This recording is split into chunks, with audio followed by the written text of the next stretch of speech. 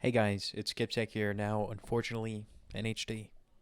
And today, I just wanted to share with you guys a story of when a guy tried to kill me. I've been very busy moving into my apartment and starting college classes and whatnot. And so, I'm a day late, but I'll try to get back on schedule next week. But first, check this out. Isn't this the most handsome Pepsi bottle you've ever seen?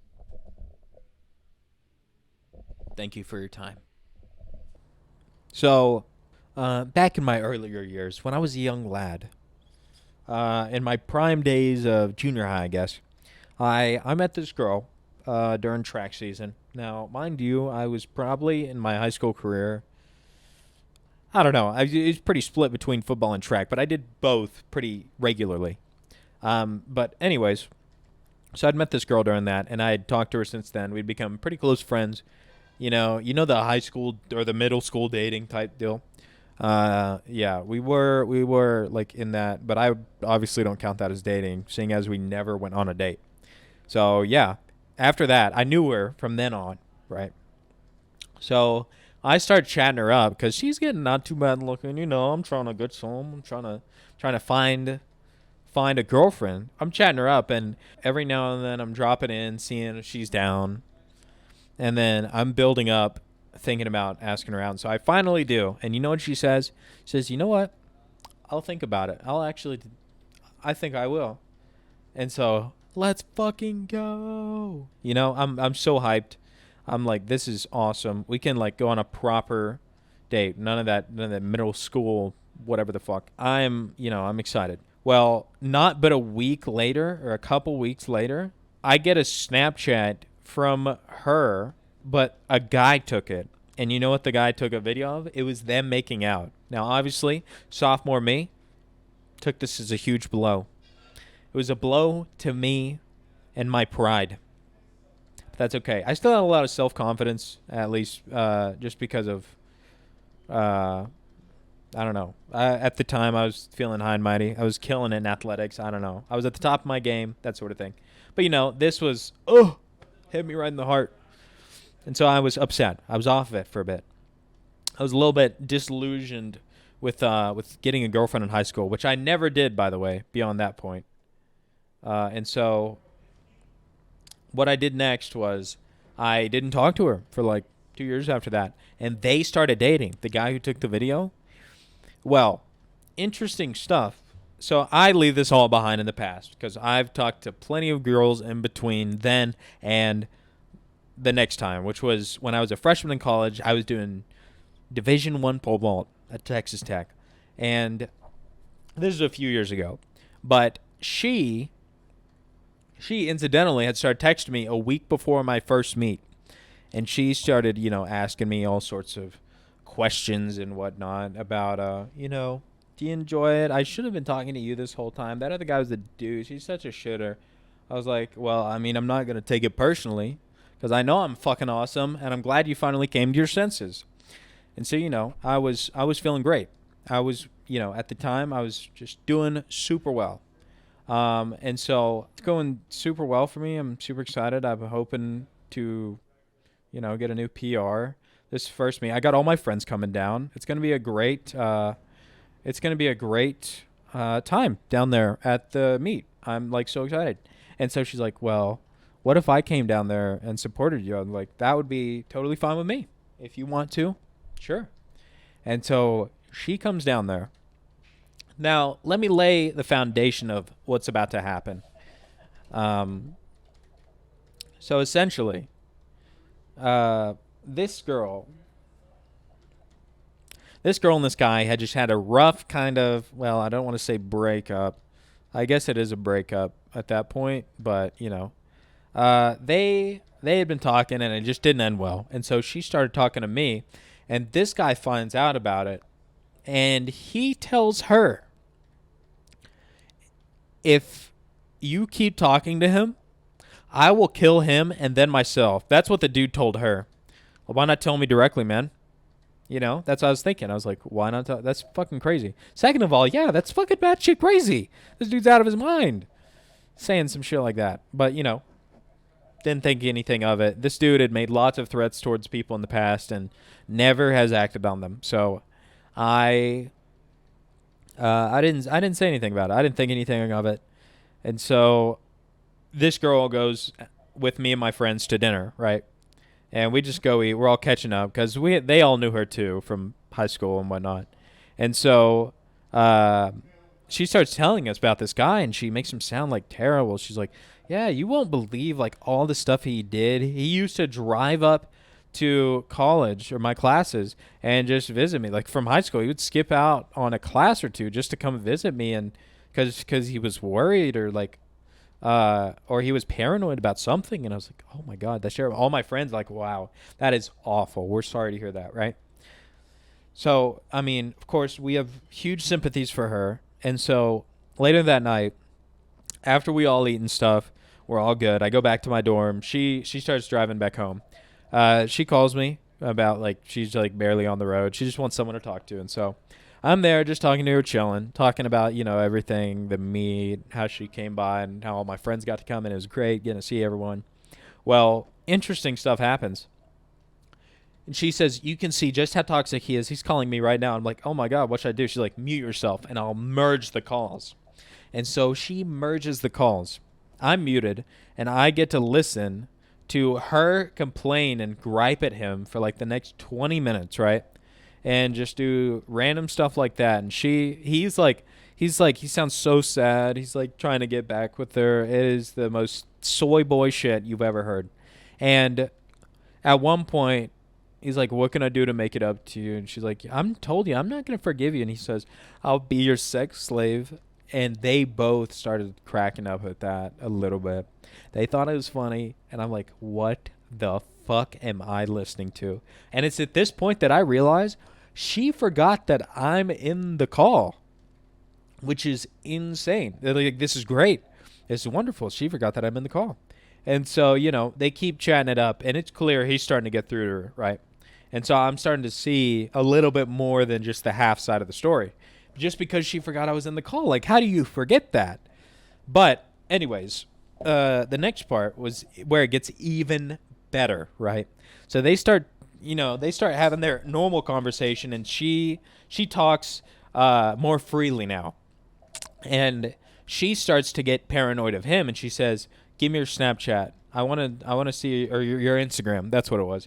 "Let me see your Instagram and give me your password. Have you been talking to other girls?" She's like, "No, I haven't. I haven't been talking to him." She's like, "Well, give me your Snap or your Instagram password then."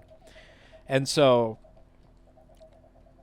this guy says over the phone like without laughing, he says, "Oh, my password is bad boy 98." And she doesn't laugh either. And I'm like sitting there just brain fucked. I'm like, how is no one laughing at this? This is the most bizarre. Like, are you kidding? Oh my god. And so I'm like losing it. I'm dying laughing at this point. This guy has clearly established himself as a male to be reckoned with, if anything. And so, no pass the inspection. Whatever. Who cares? So after this happens, I'm like, wait a minute. I'm putting the pieces together left and right. I'm feeling the neurons in my brain connecting. And I say, wait a minute. This guy just told me his password over the phone without either of them knowing that this happened, right? And so I'm I'm like sitting there for a minute, and I just like I have that moment where I have just the light bulb come on in my head, and I'm just like, aha. I have that aha moment. And so I didn't want to leave this without having a little bit of fun with it. And they fall asleep on the phone with each other, right? And I'm like, I have to get out of this call at some point. And so I right before I get off, she's already asleep for sure, and I don't know what he's up to, but I I unmute my mic and then I cough, and you can tell it's a male cough, and then the guy goes, "Huh?" And then I hang up. Oh my god. And it gets even better. Don't worry, because that's not where this story ends. So after that happens, I know I have to wait. I have to bide my time. I get off the call probably around like 12:30 at night, right? And I'm fairly, I mean, I'm fairly certain that I have to what I have to do. It's pretty obvious. So I let her log into his Instagram, I assure that there's enough time for that, or for her to for sure be asleep and not know anything until the morning. And so, oh crap, I got caught on this. So now we gotta, what do we gotta do? We gotta go straight out here. Why do I have such a long fucking trailer on, dude? Yeah, this thing is so fucking long. I hope I don't have too many more sharp turns like that, or else this is gonna be like super hard. Anyways, the next best part. So I wait for them to go to sleep. I log into the dude's Instagram, and I feel like a kid in a candy shop. I see all of his posts, all of his everything, and I'm so excited. So I go into his inbox, which the most recent message is from the girl in question, the girl from this entire story through which it is intertwined. And they have been sending the most, like, sexually tense stuff back and forth to each other. They are just waiting to fuck, and I'm like very aware of this. I open my eyes. I'm like, wow, this is really something. I didn't see this coming. This kind of left field. You know, hindsight is 2020 and all, but dude, at the time I was fucking lost, and so I had no clue what was happening. And so yeah, fuck the red light. And so basically, I'm sitting there. I'm like, I didn't expect this, but I mean, at least I know what to do with the situation. I wasn't that hurt by it because I'm I'm good. I'm in the best shape of my life. I'm not gonna have any trouble finding another girl that I might want to talk to or start talking to.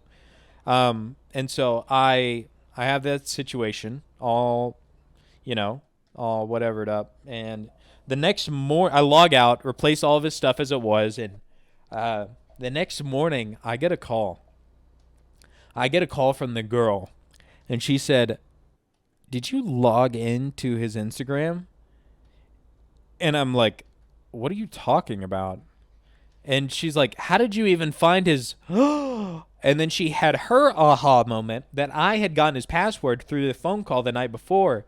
And then she continues to berate me for logging into his Instagram and looking at that stuff.